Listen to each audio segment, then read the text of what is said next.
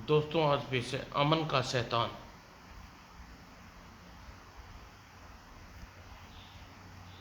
ये एक और चित्र है दोस्तों।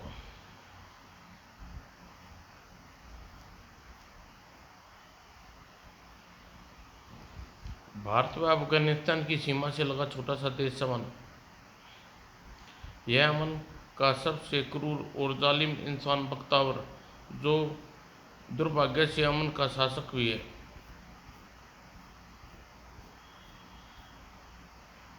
अमन की आबादी मुश्किल से 1 करोड़ के लगभग है, किंतु यह छोटा सा राष्ट्र अपने क्रूर बादशाह की वजह से समूची दुनिया में बदनाम है।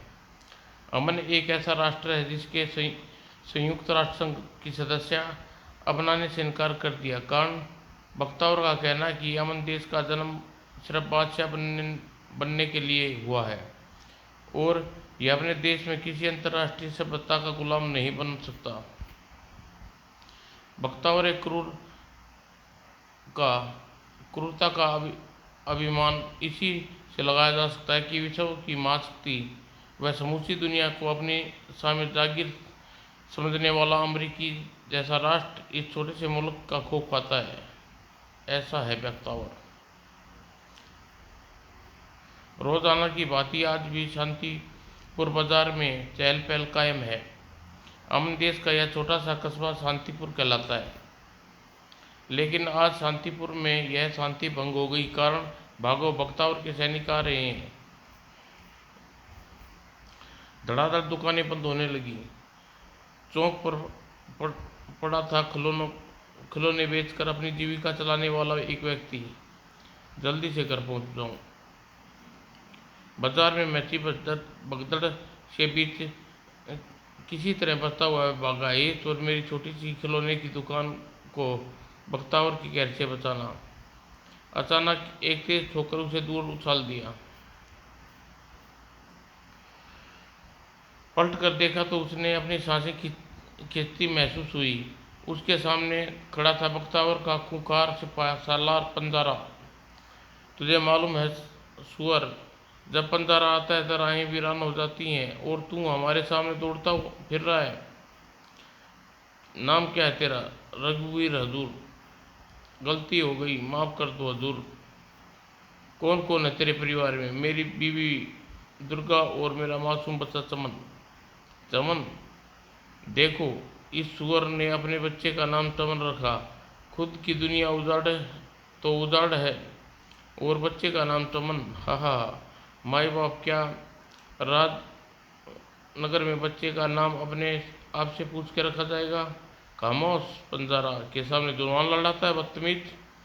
अगले ही क्षण काले सर्प की मातिर हैंटर लहराया उसके हाथ में। अब पंजारा से जुबान लड़ाने का अंजाम भुगत।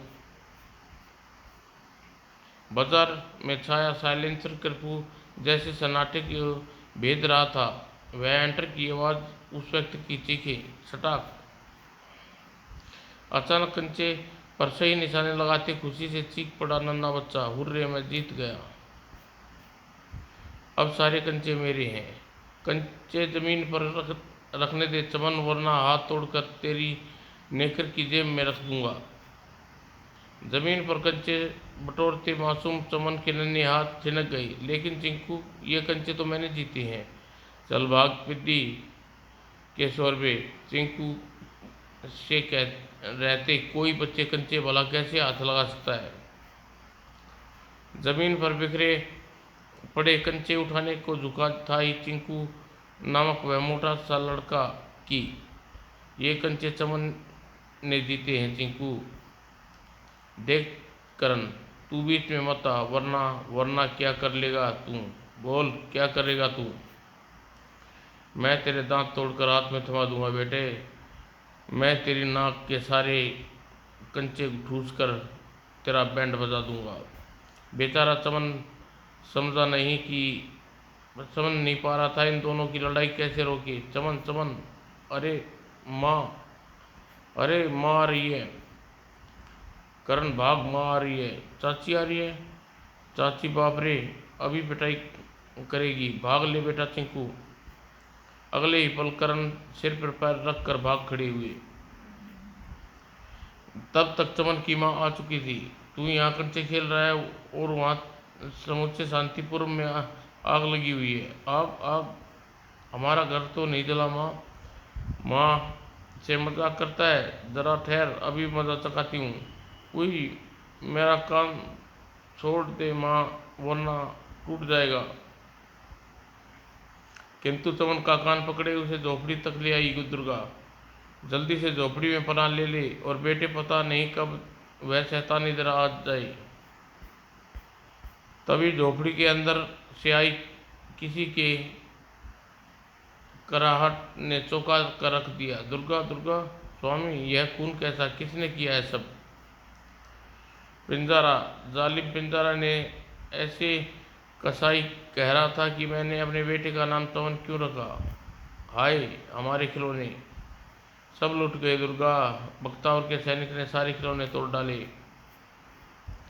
रघुवीर और के शब्द सुनकर नन्हे चमन के मस्तिष्क में बम से ज्यादा भीषण विस्फोट हुआ। माँ, क्या राजा ऐसा होता है, इतना जालिम होता, अत्याचारी? नहीं बेटे, सभी राजा ऐसे नहीं होते। अमन का नसीब है कि उसे ऐसा राजा मिला। एक पल शून्यत को खोकर चली गई चमन की नन्ही आंखों में डगमगा उठा। माँ, एक दिन तेरा बेटा अमन का राजा बनेगा। नहीं मेरे बच्चे, जमीन पर खड़ा होकर आसमान उड़ने की सपना नहीं देख, मत देख वो ख्वाब जिसे तू पूरा ना कर सके। लेकिन उस रात की नींद कहाँ थी नन्ही चमन की आंखों में। कल सूरज से बात करूंगा, पूछूंगा उससे अमन का राजा कैसे बन सकता हूँ, कैसे जालिम बख्तावर को मारा जा सकता है। अब चमन का राजा तो बनकर ही रहूंगा। अमन की राजमाता जिसके राजमहल, जिसके प्राचीर चीर चीर कर आ रहा था बख्तावर के का वह लहू जमा देने वाला शरद सवर। क्या खबर लाए हो सैनिक? खबर अच्छी नहीं है सम्राट। सोनपुर के नेता का प्रभाव बढ़ता जा रहा है। वहाँ प्रजा दिन बे दिन आपके खिलाफ होती जा रही है। आज एक मुठभेड़ में चीता हमारे हाथ से निकल गया। बख्तावर की आंखें जैसे क्रोध भड़क उठा। सोनपुर का विद्रोह कुचलना होगा। अमन में सुलगने वाली हुई चिंगारी बुझा दिया जाएगा। कल ज्वाला बनकर बख्तावर तक पहुंच सकती है। आपका आदेश हो तो सोनपुर की जनता को आपकी ताकत का एहसास किया जाए। नहीं पंजारा, अभी नहीं। 7 दिन बाद हमारी बेटी किरण का जन्मदिन आ रहा है। पहले हम शाही धूमधाम से उसका जन्मदिन मनाएंगे, फिर सोनपुर की जनता और उसके चहेते डाकू चेता को अतीत उचित सबक सिखाएंगे। बख्तावर का चाबुक होगा और डाकू नेता की चीखें। यूं हंसा करण मानो उसे चमन के मुंह से कोई चुटकुला सुना दिया हो। हाँ सुना तूने चिंकू, अपना चमन अमन का राजा बनेगा। हाँ हाँ, मेरी तो हंसी के मारे पेट दुखने लगा। रुआसा सा हो गया चमन। मजाक मत कर करण, बता मैं अमन का राजा कैसे बन सकता हूँ? अमन का राजा बनना इतना आसान नहीं है चमन। राजा की मस्तक पर एक रेखा होती है जो राजा बनाती है। तेरे मस्तक पर वह रेखा है ही नहीं, तू राजा बन ही नहीं सकता। रेखा नहीं तो है तो बनाई जा सकती है करण। वह देख, बिजली की गति से नजर चमन के हाथ में ब्लेड, और कोई कुछ न समझ पाता। इससे पहले ही चमन अपने माथे पर खींच डाली अपनी किस्मत की रेखा। चमन, यह क्या कर रहा है तूने, कर डाला तूने। उफ, देख करण, मैंने अपने माथे पर राजा बनने की रेखा खींच दी। अब तो मैं राजा बन जाऊंगा न। चमन के माथे पर टपकता खून देखकर सन रह गया चिंकू। तू राजा बन सकता है चमन, लेकिन मेरी एक शर्त है। बोल, पूरी करेगा? तू एक शर्त बता चिंकू, शर्त बता। तो सुन, आज फिर 7वें दिन बख्तावर की बेटी यानी अमन की राजकुमारी किरण का जन्मदिन है। फिर न जाने क्या कहता चला गया चिंकू। सोमपुर के घने जंगल में कहीं से तक इस भीड़ में गूंज उठी थी रौबदार आवाज। क्या खबर लाए हो? खबर बहुत अच्छी खबर है। जालिम बख्तावर के गाल पर तमाचा मारने का इससे अच्छा सुनहरा मौका नहीं मिल सकता। ठीक 7 दिन बाद बख्तावर की बेटी का जन्मदिन मनाया जाएगा और निश्चित है सरदार। हाँ सरदार, जिस तरह बादशाह बख्तावर के सैनिक हमारे साथियों को मौत की घाट उतारता है, उसी का बदला लेना होगा। नहीं नहीं, बदला सिर्फ बदला लेने के लिए यह हथियार नहीं उठाया मैंने। बख्तावर जैसे नाग फनी को समेत उखाड़ फेंकना मेरा मकसद है। अमन देश की मैं बख्तावर के शिकंजे से मुक्त कराना मेरा लक्ष्य है। अमन देश में अमन कायम करना मेरा सपना है। और ध्यान से सुनो, हम क्या करना है। और फिर न जाने क्या कहता रहा डाकू चेता। प्रत्येक सदस्य ध्यान से सुनता रहा। ठीक 7 दिन पता तथा अर्थात बख्तावर की बेटी के जन्मदिन दुल्हन सा सजा था अमन।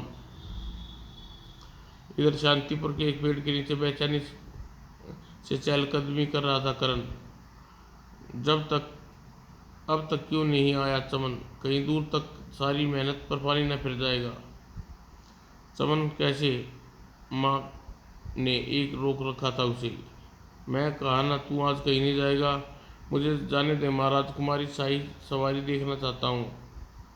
अपने कलेजे से लगा लिया दुर्गा ने अपने लाल को। नहीं, तू बहुत छोटा है। तू भीड़ में गुम हो गया तो तेरे जैसा अनमोल लाल को कहाँ से लाऊंगी? तेरा लाल को कुछ नहीं होगा माँ। फिर भी करण तो मेरे साथ है। जाने दे माँ, मेरी अच्छी माँ, मेरी प्यारी माँ। ठीक है, लेकिन सांस डलने से पहले लौटाना। लौट आऊँगा। तू मेरे लिए खाना बना कर तैयार रखना। चमन को आते देख खुशी से उछल पड़ा करण। बहुत देर कर दिया ने में। माँ से बड़ी मुश्किल से समझा कर आया हूँ यार, जल्दी चल, शाही सवारी रवाना हो चुकी होगी। अगले क्षण किसी की धनुष की तीर की भांति भागे दोनों। चमन पैरों में जैसे पंख लग गई। तूने कंचे संभाल रखे हैं ना? हाँ हाँ करण। अपनी असम की राजधानी में बड़ी धूमधाम से निकल रही थी बख्तावर की बेटी अमन की राजकुमारी किरण की शाही सवारी। हाँ बच्ची बग्गी में सवार परियों से सुंदर नन्ही किरण। पापा, हम अपने जन्मदिन का केक कब काटेंगे? शाही सवारी निकलने के बाद। बख्तावर सपने में भी गुमान न था कि इस समय किरण की शाही सवारी को देखने वाले अमन के डाकू चेता व उसके आदमी भी शामिल थे। तैयार रहो, शाही सवारी पास आ रही है। हम सब आपके आदेश का इंतजार कर रहे हैं सरदार। उधर तैयार चमन और करण भी। करण यदि अपने कार्य में सफल न हो पाया तो माँ से जाकर कह देना अपने लाल को कभी वापस नहीं लौटेगा। ऐसा नहीं कहते चमन, मेरे ऊपर आने वाली हर बला अपने सिर ले लूँगा मैं। किसी गोली की तरह सनसनाता गया कंचा और सीधा मुकुट पर टकराया। पापा बेटी, शेर से दहाड़ा बख्तावर। किस हरामजादे ने की है यह हिम्मत? फौरन पकड़ो। और अगले ही क्षण सैनिक जिधर से कंचा आया था और अचानक घटी एक अप्रिय घटना भगदड़ मचा रख दी अमन की जनता में। उफ, अचानक क्या हो गया? हे ईश्वर, बख्तावर के कहर से बचाना। बग्गी एक बार की भौचक्का रह गया डाकू चेता। ओ बीच में किसी ने गड़बड़ कर डाली। लेकिन तो अगले ही क्षण संभला। साथियों टूट पड़ो। किसी बग्गी बाग से छूटे पानी की भांति बांध से टूटे पानी की भांति शाही बग्गी की तरफ लपके डाकू चेता की आदमी बख्तावर, और जैसे सैनिक आया, जैसे यमपुरी का टिकट फाटता चला गया डाकू चेता और उसके दल। अगले ही क्षण किसी बाज सा किरण पर झपट पड़ा डाकू। पापा, किरण मेरी बच्ची, गुस्से से पागल उठा बख्तावर। चेता, तूने बगदाद की बेटी पर हाथ लगाया है, तेरे हाथों को काट कर चील कौए को खिला दूंगा।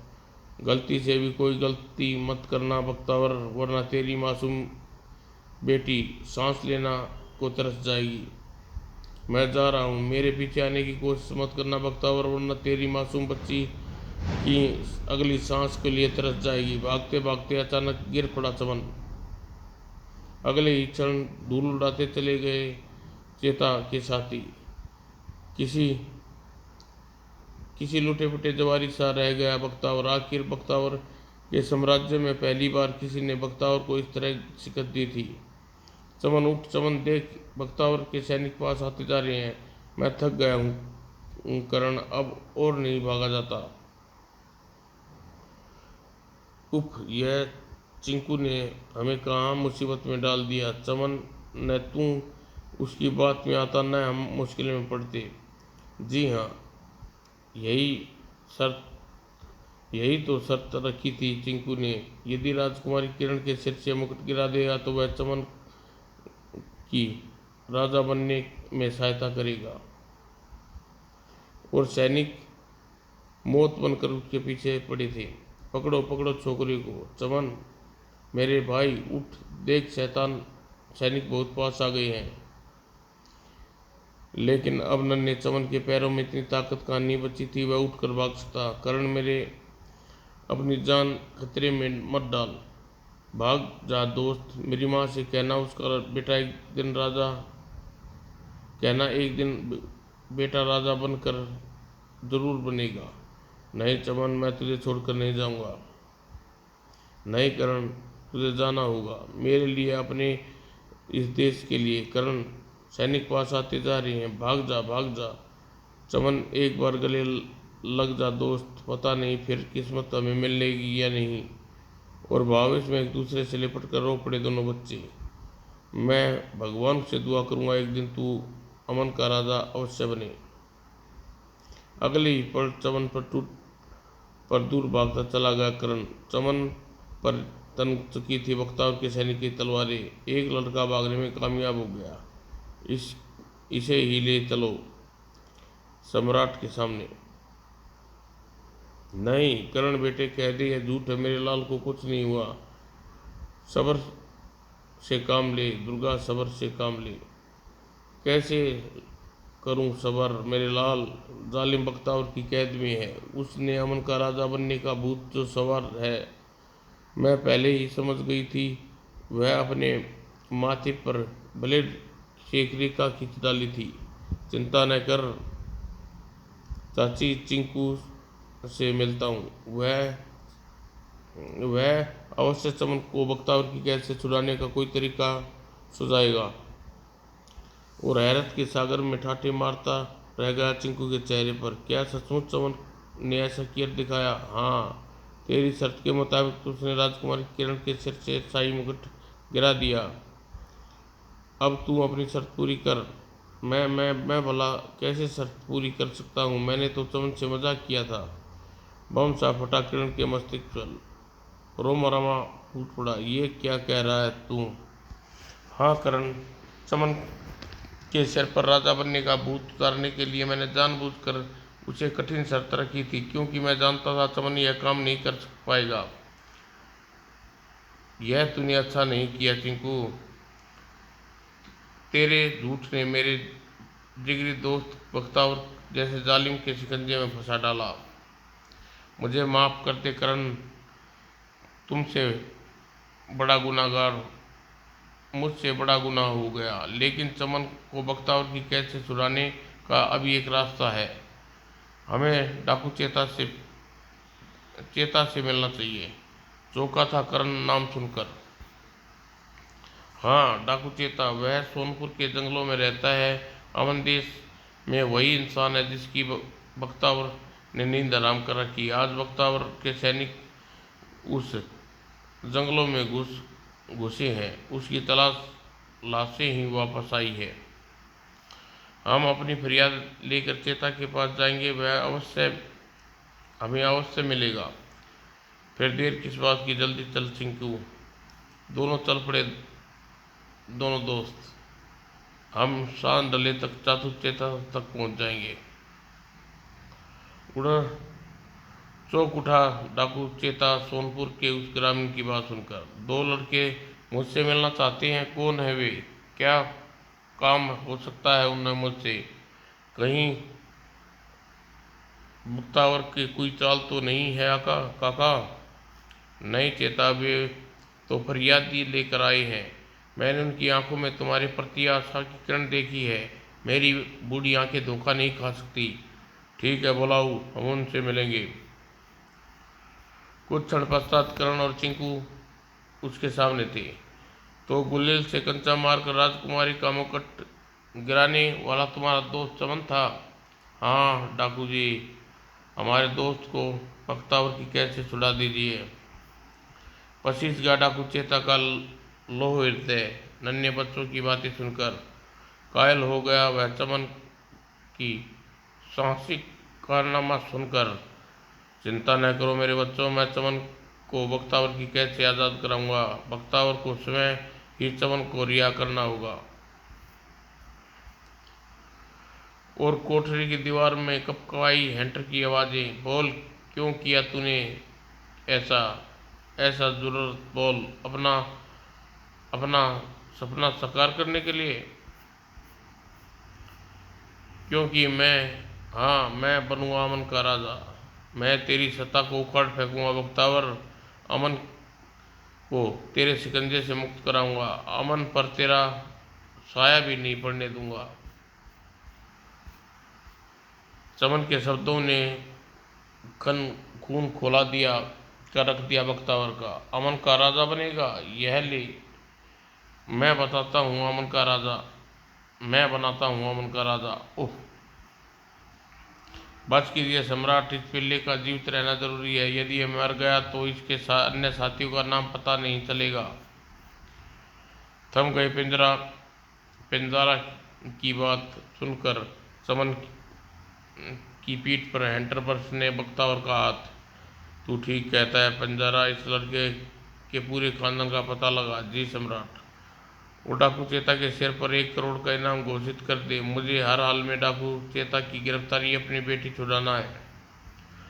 उसी पल सम्राट, कोई व्यक्ति आपके नाम यह पत्र दे गया। कौन था? उसे पकड़ा क्यों नहीं? वह सीधा तूफान की तरह आया और पत्थर फेंक कर चला गया। किसका है पत्थर? पत्थर पर लिखा था। एक एक बात पढ़ता चला गया बख्तावर अपनी बेटी को सही सलामत वापस चाहता है तो चमन को छोड़ दे। तुझे अपनी बेटी वापस मिल जाएगी। डाकू चेता का वादा है। स्थान सोनपुर की काली मंदिर। काली जानी दुश्मन, तेरा जानी दुश्मन चेता। पत्थर पढ़कर एक बार सोच में डूब गया बख्तावर और अगले ही क्षण कुछ निर्णय कर चुका था। चमन को छोड़ दिया जाए। जी सम्राट। और कुछ क्षणों में हंटर की मार से अधमरा चमन उसके सामने खड़ा था। जा पिल्ले, जिसके सिर पर से तूने मुकुट गिराया था वही आज तेरी रिहाई का कारण बन गई। आज हमारी बेटी की चाहत ने तुझे रिहा करने पर मजबूर कर दिया हमें। तूने मुझे भले ही माफ कर दिया बख्तावर, लेकिन मेरा सपना अभी पूरा नहीं हुआ। एक दिन अमन का राजा बनकर दिखाऊंगा मैं। बख्तावर की जी चाह रहा था कि वह दूर जाते चमन को पकड़कर खा जाए, किंतु वह मजबूर था, अपनी बेटी की वजह से मजबूर था। बेटी के प्यार के हाथ बांध रखे थे, किंतु कोई नहीं जानता था खामोशी के पीछे कितना भीषण जलजला उठ खड़ा होने वाला है। साथ ही करण वह चंकू भी, जो बेसब्री से चमन के लौटने का इंतजार कर रहे थे। क्या बख्तावर चमन को रिहा कर देगा? उसे करना होगा। चीख उठा वह डाकू। सरदार सावधान, बख्तावर के सैनिक एक लड़के को पकड़कर काली मंदिर की तरफ आ रहे हैं, अवश्य चवन होगा।